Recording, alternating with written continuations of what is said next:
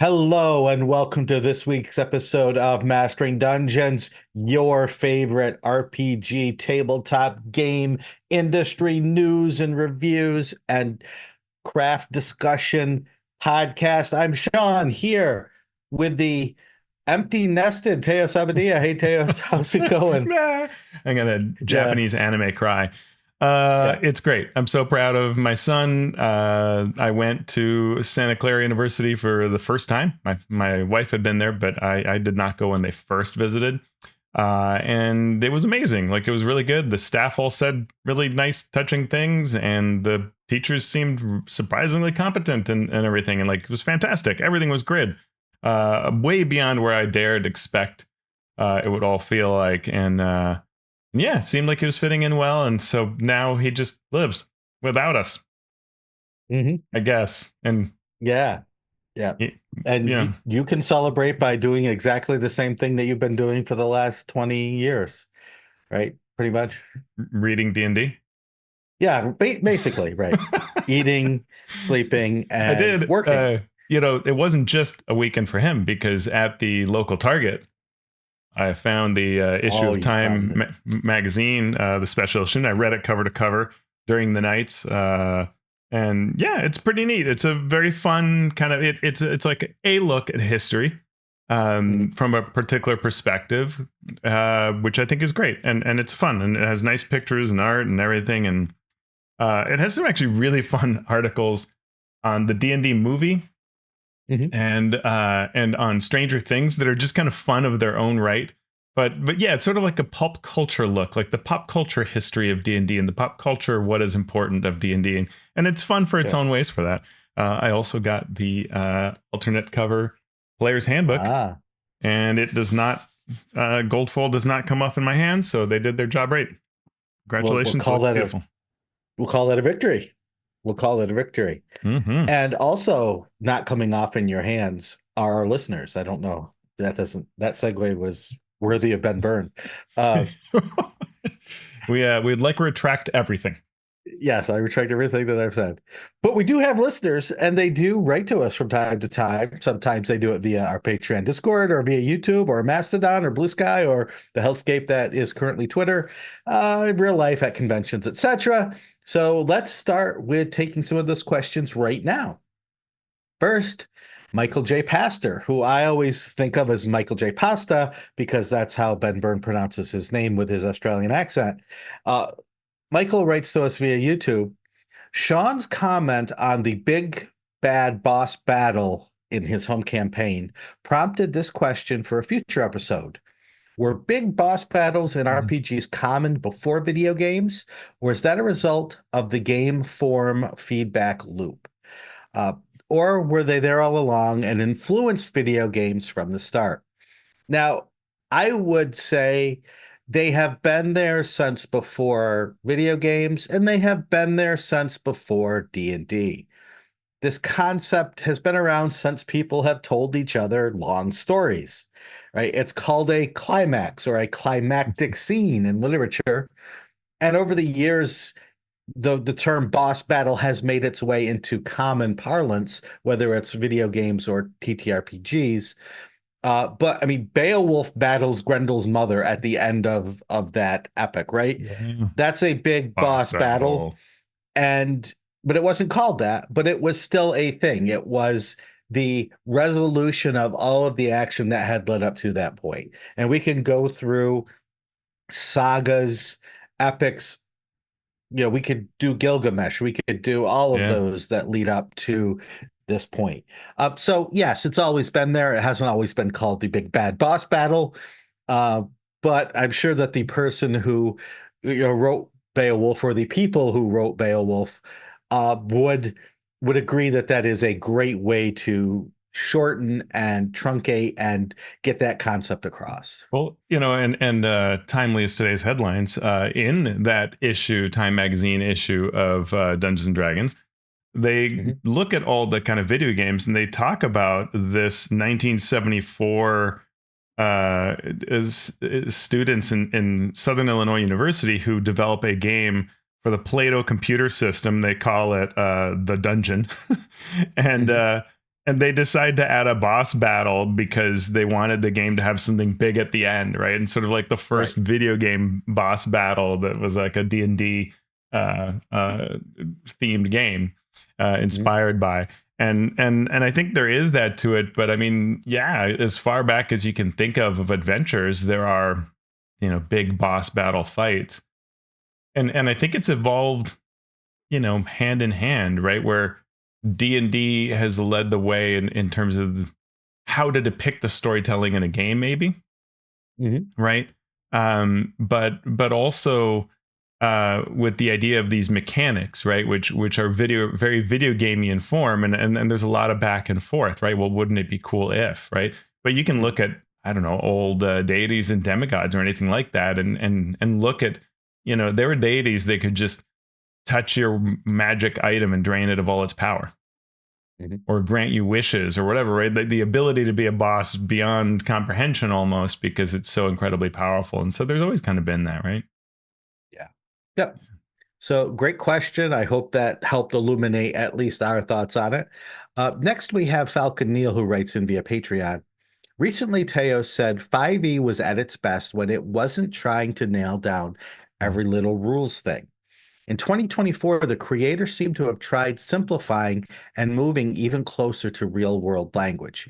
Mm. I'm going to stop there. There is more sections to this question, but I need to stop there because I don't agree with that statement. Yeah. I would say the Yeah. opposite is true. And if anything, we've seen 2024 moving away from simple language and using more formal language and more formal rules and the capitalization of terms Yeah. to specify them as rule statements rather than language Right. statements. Right. Uh, and so right there, I let's let's let's discuss that first. Do you agree? Do you disagree? Yeah. Is there? No, 100%. I completely agree.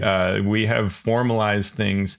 And I mean, I think Jeremy Crawford has spoken to it, right? The idea that what Jeremy's trying to do, what the team are trying to do, is to simplify life for the DM so the DM doesn't have to make calls. And if you Mhm. go back and listen to previous team members for 2014, they were trying to make it so let's empower the DM again, right? Make the Yeah. calls that are going to be fun at your table the way the game should play out. And those are very different views of the world. It's fascinating to me because fourth edition was super into that codification, right? It was almost like going back to wargaming roots where you would just, you look at those diagrams of whether a thing has cover or whether it is in within range, and whether it has um, a combat advantage type thing, right? Like Right. all of that, are you flanking? Like those things were so precise, Mhm. and it wasn't about your judgment. And you can look at 2014 with like its stealth rules, and it's like you're hidden if sort of maybe your target is distracted or your DM feels like it or whatever, and then people would maybe want more because that's a natural thing that people will want. But the game was ultimately saying, and you figure this out. And Mhm. now we get into a situation where invisible doesn't even mean what you think it means in English. It's like a condition, right? It's a thing, Right. it's a state that's an on-off switch of the game. Right. And that is really, very different. Yeah. And that's a pendulum that swings back and forth, as Teos has been saying, but throughout the years, when it gets super light and it relies on conversation and GM ruling, people clamor for a more concrete, fixed rule set. And then as it becomes more concrete and more fixed, you get all of the contradictions and all of the issues and all of the problems with it. And then people say, oh, I wish it was just easy so we could just play our game and not sit for 20 minutes discussing all these rules. And the pendulum starts to swing back. And there is no right or wrong answer. It depends on your group and it depends on the kind of game you want to play. And so it's fun to watch this cyclical debate or the cyclical paradigm play out throughout the issue the editions of the game. Well, and this ties into the next section of the question. Can I kind of go on to Yep, that? please do. So it says there is a community that seems to take advantage of loose wording or intentionally look for places to gain advantage by reading rules in a particular way. A 2024 example of this is opportunity tax. The first two sentences in that section clearly stated that it applies to enemies and foes, but a rather large community is claiming they can do an op attack or an ally on an ally because the mechanical text uses the word creature, and they've interpreted enemies as flavor text. And what this is, if you haven't seen this little piece of ridiculousness, it's the idea that you can take an opportunity attack to like cure your friend when they move by, when they move out of your, because it's, I forget the exact technicality, but it's like the wording now doesn't say that they threaten you. It just says that they've moved out of your reach. And it doesn't say enemies in a particular place. It says creatures. So you could take like the, I forget what it is, the Mage Slayer feat or whatever, but you could basically, as an opportunity attack, cast a cure spell on your ally, which now can be abused because every time your allies need health, they can just move around you and away from you and cause this free healing.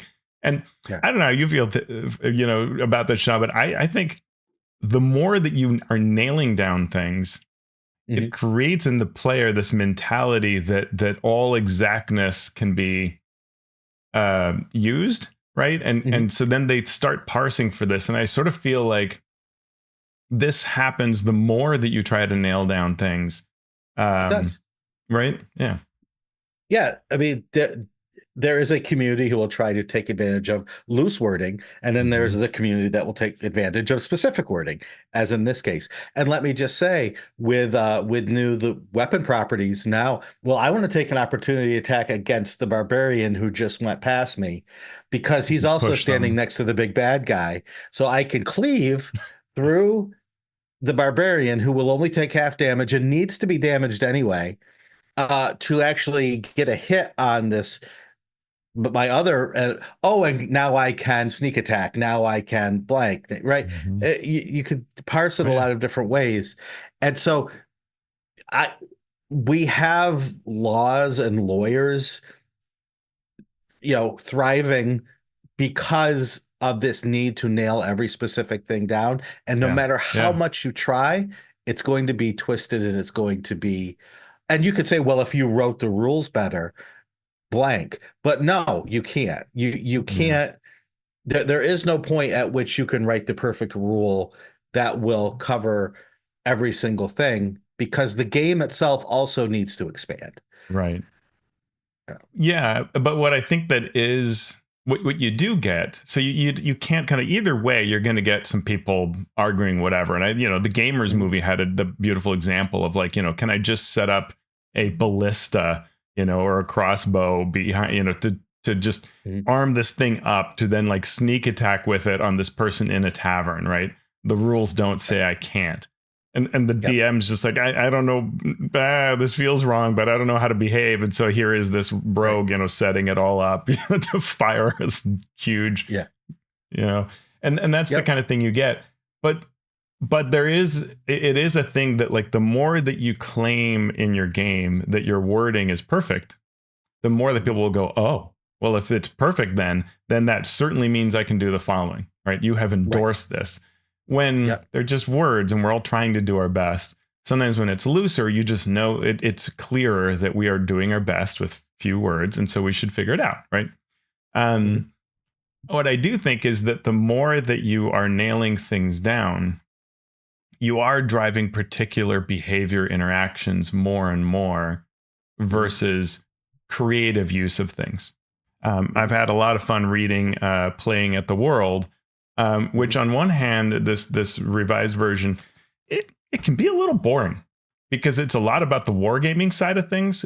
And I get why, when John's being very clinical, John Peterson, in writing this, in describing really where does D&D come from, right? And they're getting into things like the Bronstein rules, where people are starting to sort of have campaigns and starting to have roles that they play in really interesting, funny ways. I mean, it could be we could do a whole show on this, but it translates directly to this idea of, you get what you put in. When you tell people, hey, you get to play you as a character in this game, people understand that they are now an actual person, not moving just units dispassionately on the board as some country. They are now Mhm. an entity, a person, and they start thinking differently and doing things differently. And at the far level, when you prescribe particular actions everybody can take, then people want to use those actions only, Mhm. and that becomes the menu of operations, right? I mean, it's Right. like fourth Yep. edition, right? You give everybody at wills and encounters and dailies, and it's sometimes all they Yeah. can see, even though they can Yep. do anything they want. And the game says you Yep. can do whatever you imagine. Okay, well, let me see my menu of at will, encounter, daily. Right. Yeah, exactly. And that's what it comes down to, because the last part of the question is, in 2014, Sage Advice and Errata tried to fix these disparities, but Wizards has recently moved away from aggressively interpreting rules for people. Is the game better off by letting tables have a very different rules interpretation for each table, or is it better for there to be a prescriptive rules as written interpretation to drive uniformity? And the answer is yes. Yes to both, because the game wants to be different things. The game Mhm. wants to be a tool set that you can take with your individual group of players and GMs, and the 6 of you or 5 of you or 10 of you or however your big your group is can make the exact game that you want. But what that takes is communication. Yeah. Or the game also, the rules also want to become a community-wide standard so that everyone can see the way that the game rules intend the game to work. And that's where you get a community, and that's where you get Yeah. people who can share stories and do these things. But in a way, that also takes communication. It's just a different form of communication. It's a communication of one is, this is what our group will do, and the other is, what does the game want us to do? Yeah. And that's why the the creators of the game can and should step forward and say, this is what we intended the rules to be. We could not create the perfect wording for that, but this is what we intend. Yeah. And you can use it if you want, but this is why we created the rules the way we did. Yeah. It's interesting to look at, like, I think second edition was really the time when we had the most kind of house rules and lack of Mhm. uniformity out there, both because second edition itself had so much for it and all the 1E stuff that people would use too. But you Yep. found, you couldn't be on a forum online, on Usenet or wherever, without all kinds of house rules. And then there were so many books and supplements that just had wild ideas. And so what would happen is, if you went into the local pegboard at your local gaming store and you jumped into some person's game, the first thing you probably got was a house rules document. And Yep. it could be from any of those things. It could be something they found online, some product, some weird setting, some whatever. And that was what they enjoyed. And it could be just wildly different. If they Mhm. liked skills and powers towards the end of it, if they liked kits, if they liked, Mhm. and you name it, right? Some sort of wizard duels in Dungeon Mhm. Magazine, right? I mean, anything's possible. Yeah. And it was so wild that it was like you feared it. You feared showing up at another person's table because it was so disparate. And Mhm. since then, rules have tried to be a lot more cohesive, standard, Mhm. understandable, to the point where I think in 2015, there's also, you hear a cry out of, like, there aren't enough house rules out there, right? Or homebrew is a dirty word, because we've become a lot more communal in how we approach things, with just making a few tweaks. Part of that is because the rules are very, very good. But Mhm. you may be seeing a little more now, as at least people are saying that. We'll see what they actually do, but they're saying things like, well, I'm not going to do weapon masteries, I'm going to do them this way, or those kinds of things, because I think the game is trying to sort of clamp down in a way that maybe isn't as clear to everybody, or so universally accepted for just working at any table, right? Sure. Yeah. Mm. And our last question comes to us from Lord Oz3 via YouTube. And this question is in regards to the last week's question about the medicine skill and how it might be more useful in curing diseases and so on. So, regarding healing, what does the rest of the world do if they don't have access to clerics? It seems like there should be an effect that would encourage a party to have someone with healing without requiring everyone to have it or requiring the medic to, quote, max out medicine. Mhm. The same goes for survival. I think it's a skill someone in the party should have if you're traveling through wilderness without requiring everyone to have it. And this is a great question, and this could go off in a lot of different directions. But I want to focus on that sort of what does the rest of the world do if they don't have access to clerics? And it's a great question because it brings up a game design point about what the game is trying to model. Yeah. Is your game trying to model heroes battling monsters that are well above and beyond the scope of anything that a peasant could deal with? Or is it a medieval setting simulator? And the the answer to that has changed over time. With earlier sets of rules, in a lot of ways, it was a medieval setting Hmm. simulator. Yeah. Uh, and it's changed over time to become more of a hero battling monsters simulator.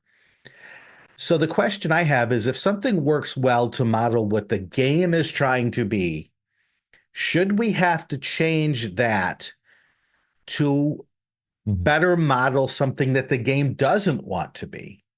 Should we have to worry about how the rules for how these heroes are dealing with monsters in terms of what it means for the peasant or the innkeeper or the blacksmith Right. or anyone else in the world? And the answer could depend on what you want out of your game. Yeah. But as a game designer, I do not want to have to think about that. Hmm. If I'm making something where the model doesn't fit that. So I don't want to have to worry about how a blacksmith who hits his hand with a hammer and takes 1 hit point of damage heals that, Yeah. because I'm not writing a game about farmers getting diseases or Yeah. blacksmiths hitting themselves with a hammer or getting kicked by a horse they're trying to shod. Uh, I want this to be my game. Hmm. Hmm. Does that make sense? Yeah. Yeah. Absolutely. I share your perspective. Um, Mm-hmm. and especially because I am very scenario now driven, right? Right. So, as an example, if you come into town and you want that blacksmith to make something for you, I'm most certainly not going to use whatever player crafting rules there are. Right. This isn't a character, right? Yeah. This is an NPC, and they will make that thing based on what I want it to take, based on the scenario, the timing, the whatever, and to make Mhm. it fun. And the last thing I want to do is say, well, okay, now this blacksmith needs to take a week of downtime, and let's see if they complete 3 checks or whatever the thing. They need to Mhm. procure the materials. Like, no, like it's going to be whatever I want it to be. Yeah. And that's the kind of game that I prefer to run. Some other folks, though, really want the whole world to always make sense. And where I think that designers are better off is when they can maintain that separation. It is a game Mhm. about your heroes, not about the whole world. But you don't want it to seem so out of whack that you go, well, this wouldn't possibly work in a real world. And I mean, Mhm. let's all be clear. We're always maintaining that little shield of dumbness, deliberate, dumbness Mhm. to believe in the world, because there's just no way any society would function with wizards the way all of these function, these societies depict. Even Eberron, Yeah. right? I mean, even that we choose certain places where we allow lightning trains and whatever to feel like, oh yeah, magic had an impact. But I mean, no, you would have slave trade wizards that are just sitting there casting an at will prestidigitation day in, day out. It would Mhm. be horrible. What our society would do with actual wizards would Yeah. be horrible, right? And I don't want that in my game, right? You, Yep. you, you start getting into reality with fantasy, and it's not pretty. And Mhm. I want to have a Yeah. fun game where we go and kill dragons. So Yeah. And then the second part of that is, you know, the the the correlation of skills and what they mean in the game to powers and what they mean in the game. It really comes down to, again, the story that you're trying to tell. Yeah. I think that everyone should have survival maxed out in order to survive a travel through the wilderness? No. Should a party that where no one has survival have to deal with the consequences of that? Maybe. Mm-hmm. What are the consequences of that? What should it be? Should they fail at everything they're trying to do Yeah. because they have trouble getting from point A to point B with no inns to serve them food? Possibly. I don't know. It depends on, I don't want a game that forces that to happen, Mm-hmm. but I want a game where I, as the game master, can use the rules as a tool to make that happen if I so choose, with the understanding of the players that this is the game that we're in. Right. We're in a game where survival is important. We're in a game where it will matter. So therefore, as you're making your characters, you may want to take that into account. Yeah. And that's what I think, 2014 does a pretty good job of trying to step back a little bit from where third and fourth were, of sort of demanding certain skills be maxed out, be whatever. I mean, third edition, it was like it was like warfare, right? Like characters and their players felt like I must hit some unbelievable DC because an unbelievable DC will come my way someday. And that was such that hot cold model was destructive. It was combative. Fourth edition brought that back a bit, but skill challenges are important. Fifth edition, I think, has tried to be much more open about it, right? That sort of flexibility to say that your skill system is a representation of your character. It's interaction with the environment. It allows for these scenes, these kinds of neat situations, and that there will be enough looseness in these numbers that in general, the DM can create a particular type of experience reasonably, right? And I think it does that fairly well. Yeah, and what 2014 didn't do was say, this is the specific DC to do a very specific thing that might be very important. Because then players will work to get to that number. Okay, I'm plus 14, so I don't need to worry about rolling a 1, because if I roll a 1, I still hit 15. And that's what 2024 did. It only in a couple of instances, but it brought that. Okay, now you only need to beat a DC 15 on your stealth check to become invisible, even though you're not invisible. And we saw this with 2014's jumping, right? Like that was a case where 2014, for whatever reason, at the last minute, decided to make this change, and suddenly jumping was based on your score and not a die roll in most cases.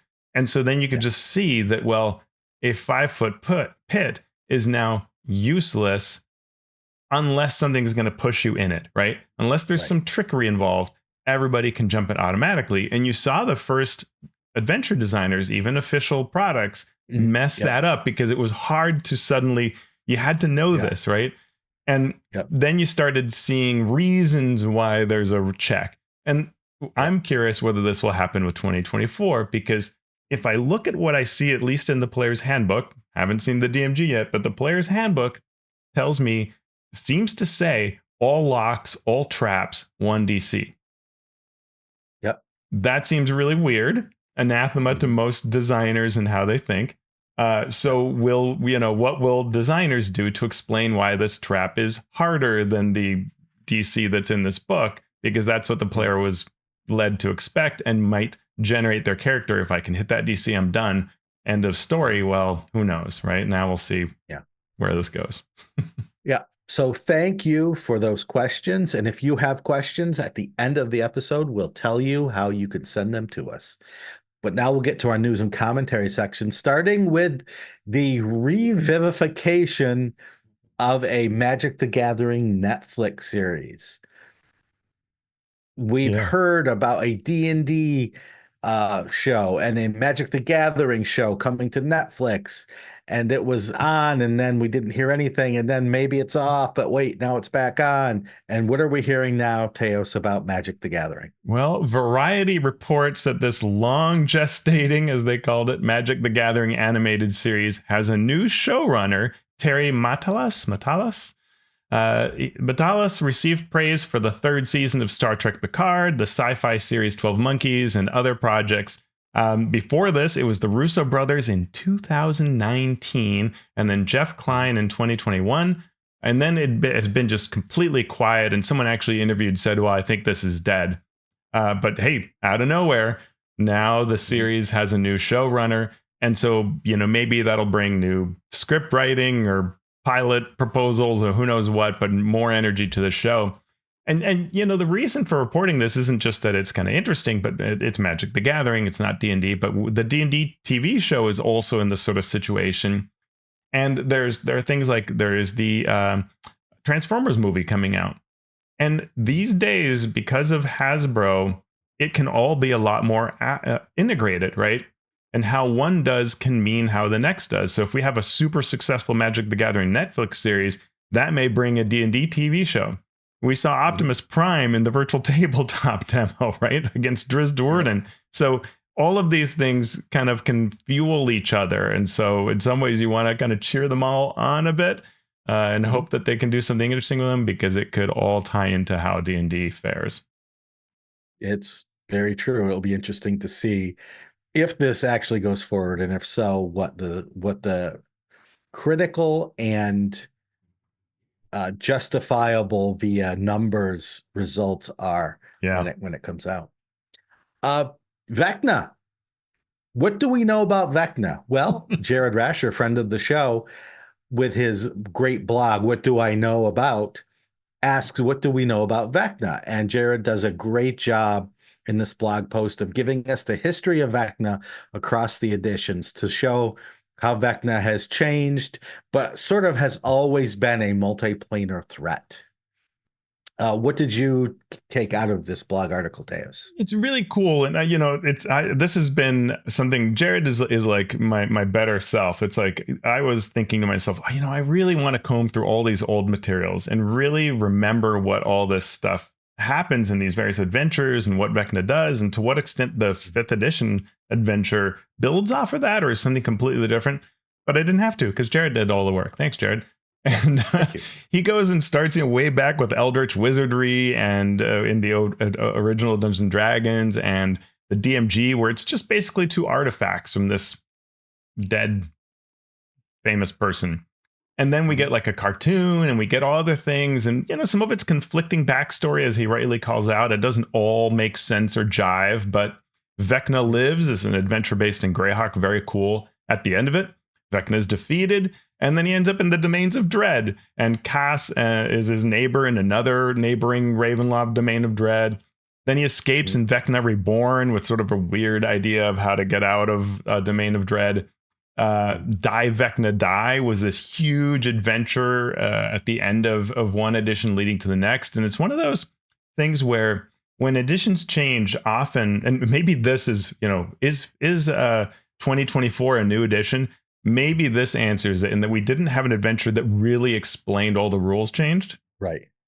But we sure do in other cases. And one of the things that happens is Die Vecna Die is all about Vecna finding how to get into Sigil and trying to rewrite everything. And it's the explanation of why, like in 3rd edition, a plane like the Nine Hells can have a version for Greyhawk and a version for the Forgotten Realms, right? He is expelled from Sigil, but becomes a full deity. 4th edition names as a deity for the entire Veil setting, which was interesting. And even things Jared talks about, like Critical Role, where it's not canon, right?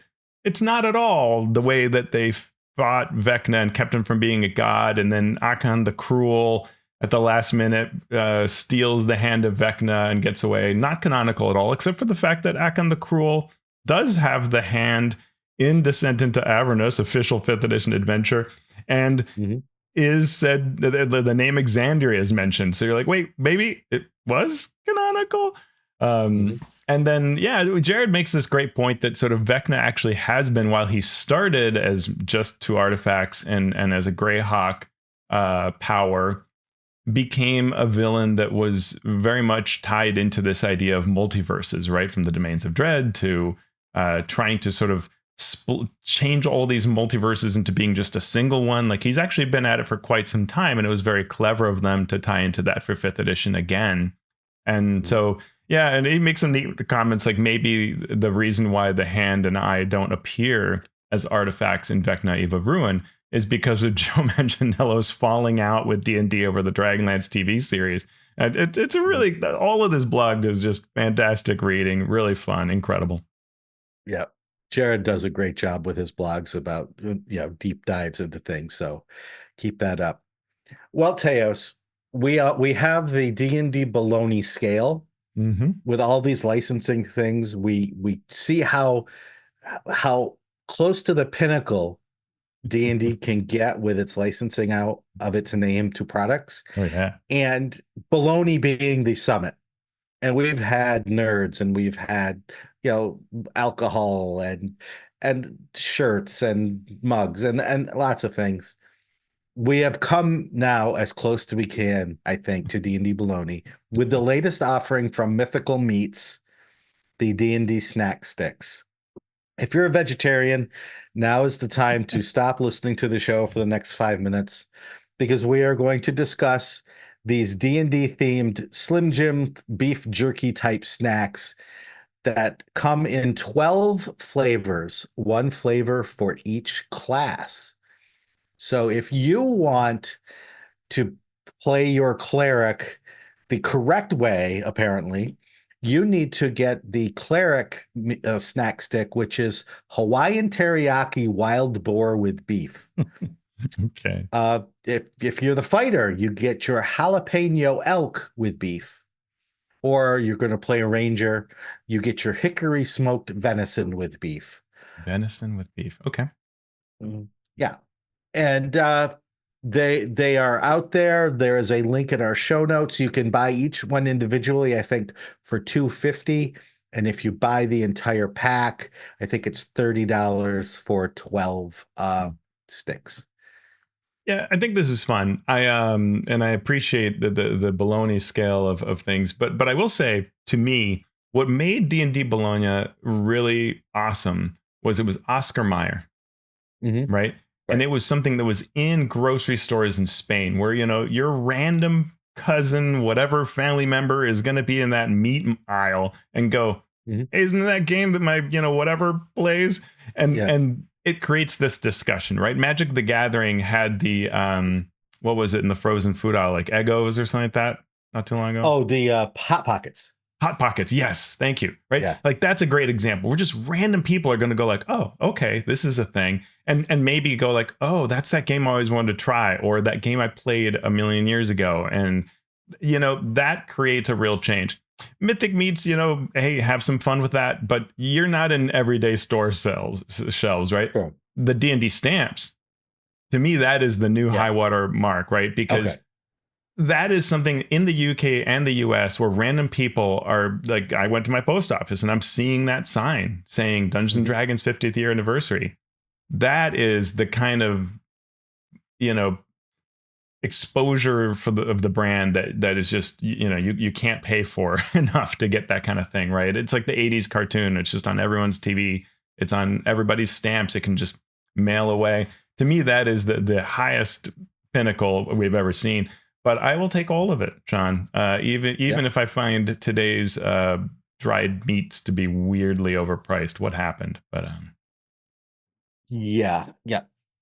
So if you have the money to spend and the hunger, the need for high protein snacks, you can wash it down with the Beetle and Grimm's alcohol, and then have the Mimic chocolate bar that I got once to try, and it was very tasty. There you go. The whole D&D themed meal. Not necessarily good for you, but very delicious. And Daggerheart, they are now taking pre-orders. On the day that the Player's Handbook became available worldwide, the Daggerheart website said, "Hey, pre-order your books now, shipping in spring of 2025." Well, we did a review of the RPG because we had played it in various iterations. Uh, some limited playtest is still taking place, but the final preview version was released, and now the game has gone into final production. What else do you know about this, Teos? Yeah, my group, we applied to do playtesting, additional playtesting. We were not picked. But they were kind enough to send us a discount on this. So I did actually pick this up already. It's $60 for that core rule book, which comes not just the book, but also the 279 cards. That's pretty sweet. Nice. Maybe very reasonably priced. I feel like everything Daggerheart makes is sort of like cheaper than it should be. And maybe that's on purpose. I don't know. The limited edition has alternate cover cards, larger storage box, DM screen, character sheets, 120 acrylic tokens for 150, which again, pretty reasonable for compared to other products out there. It is interesting to see these companies this is starting to become a thing, right? Where like, if you don't kickstart, you still like pre-order.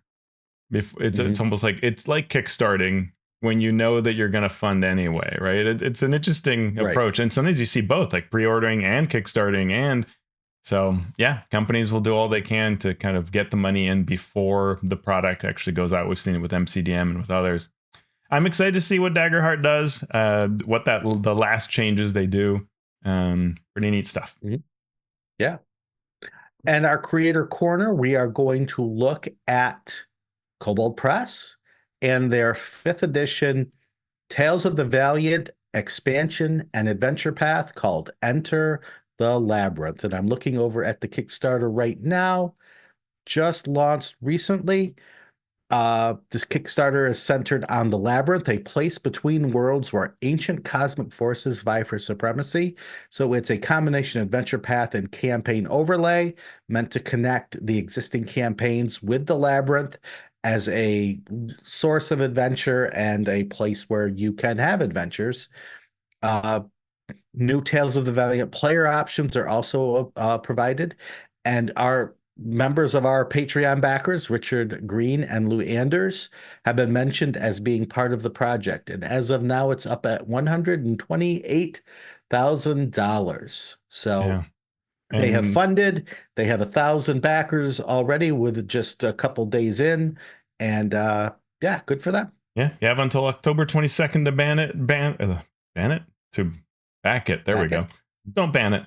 I did think it was a neat concept, right? This idea, like, I think it's clever to say, hey, take whatever worlds you've got and bring them into the Labyrinth as a sort of connective adventure tissue. I thought that actually could have been something that D&D could have done more strongly with Radiant Citadel. To really say, like, look, use this. Here's how. So it seems like a smart thing. And one thing I noticed is, like, Richard Green worked on Parsantium as a world a long time ago, and like that is being added here, right? So there's that capacity that you can add other people's settings, not just as stretch goals, but just in that concept of this is what it's meant to do. And that's neat. So we'll keep an eye on that. And that is our news segment.